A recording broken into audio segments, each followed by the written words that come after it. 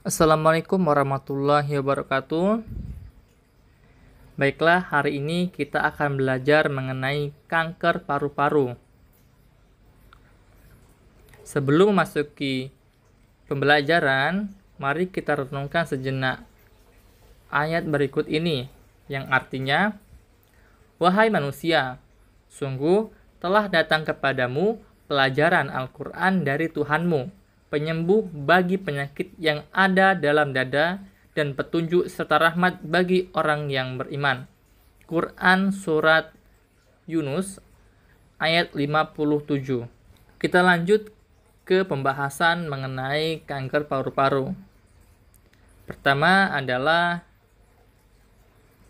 definisi kanker paru-paru.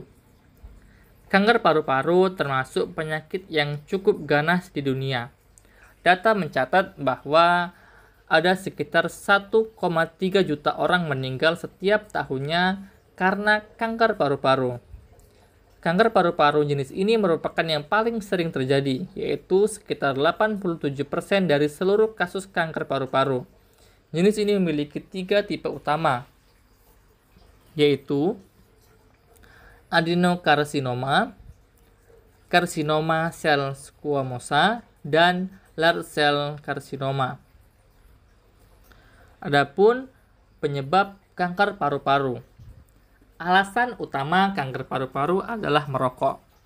Ada kemungkinan bahwa non-smoker juga terkena kanker paru-paru. Asap yang masuk ke paru-paru menyebabkan kerusakan pada jaringan paru-paru. Tubuh akan mencoba memperbaiki kerusakan, tetapi karena paparan terus-menerus, itu akan gagal. Agen penyebab lain adalah gas radioaktif yang disebut radon. Gas radioaktif dapat masuk melalui lubang kecil di bangunan. Mutasi genetik dapat meningkatkan risiko terkena kanker paru-paru. Adapun jenis-jenis kanker paru-paru adalah, yang pertama adalah small cell lung cancer. Sekitar 10-15% kasus kanker paru-paru merupakan jenis SCLC, yang merupakan jenis kanker paru agresif yang berkembang secara cepat dan menyebar ke bagian tubuh lain. SCLC diketahui sangat berkaitan dengan efek samping merokok. Yang selanjutnya adalah jenis kanker paru-paru non-small cell lung cancer. Sedangkan sebagian besar kasus kanker paru-paru merupakan NSCLC. NSCLC tidak seagresif SCLC, cenderung berkembang dan menyebar secara lambat. NSCLC sendiri merupakan 3 subtipe, yaitu squamous cell carcinoma, large cell carcinoma, dan adenokarsinoma. Ada beberapa stadium pada kanker paru-paru.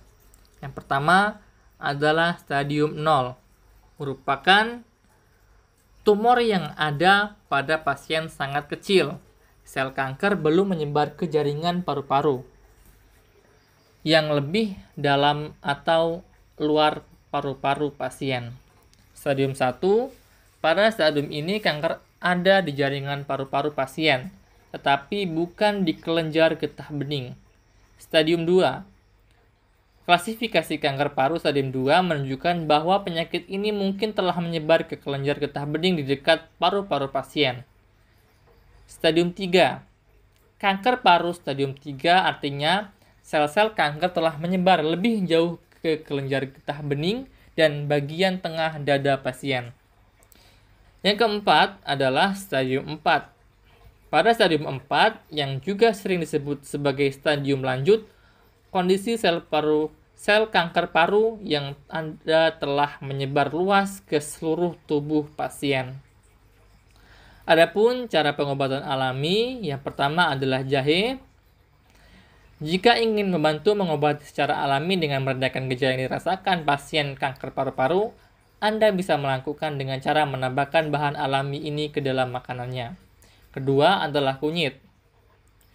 Kita bisa menambahkan kunyit ke dalam berbagai masakan untuk pasien kanker.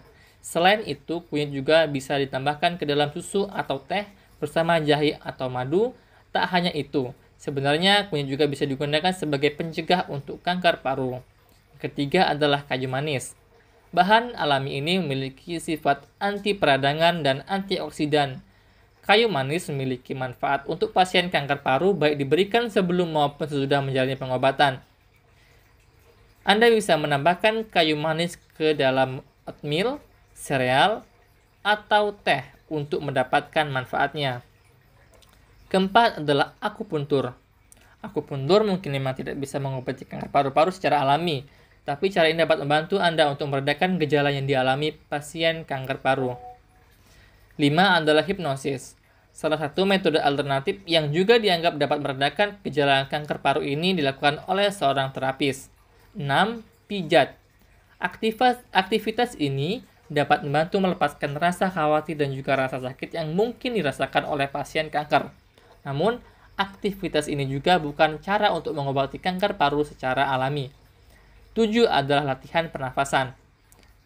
Anda juga disarankan untuk mencoba berbagai latihan teknik pernapasan karena dianggap baik untuk membantu pasien kanker paru meredakan gejala yang dialaminya. Untuk pengobatan medis, kita bisa melakukan yang pertama adalah operasi.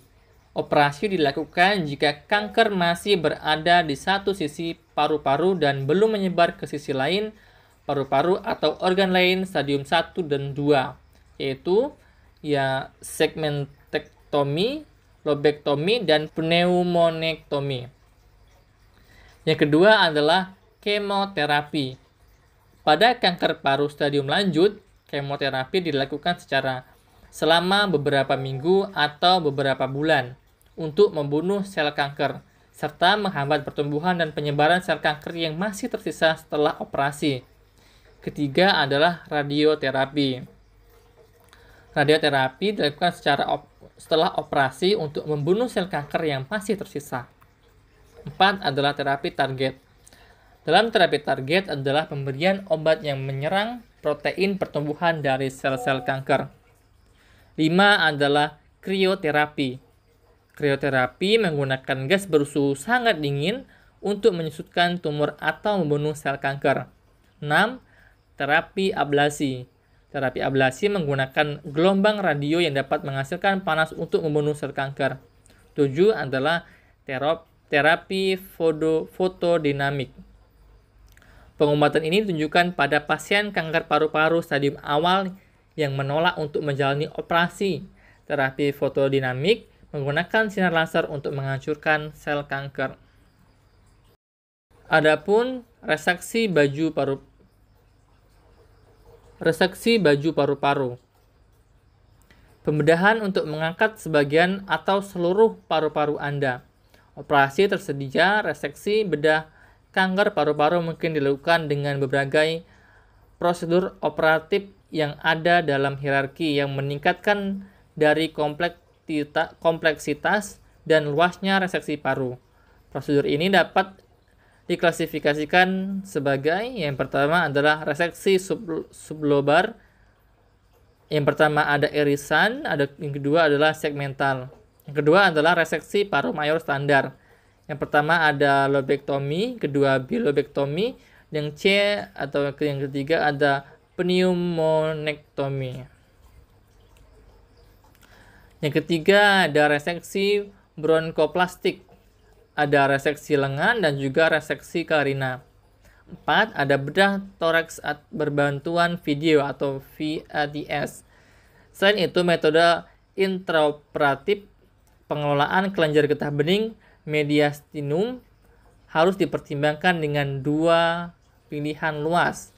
Yang pertama adalah pengambilan sampel, ada oportunistik dan juga sistematis. Kedua, ada izin.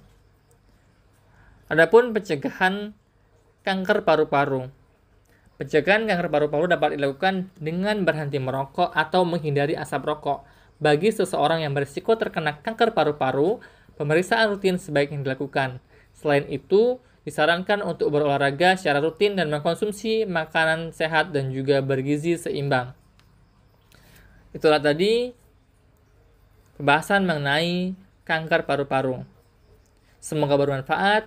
Saya akhiri, wassalamualaikum warahmatullahi wabarakatuh.